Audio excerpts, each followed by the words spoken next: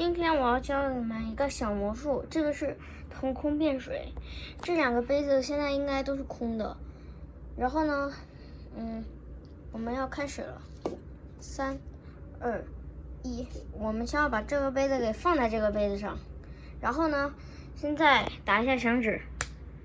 后来呢，我们再来测试一下，拿这个杯子往里面倒水。这个杯子是有水的。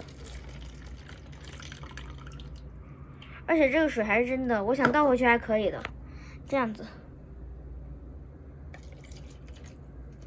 原理是，我给这里面放了一个小杯子，这个小杯子上面，这小杯子里面装水，这两个杯子其实都是空的，只不过我拿了个小杯子，所以呢，就可能就欺骗观众，这样子往里面倒水是真的，真的可以倒出点水的。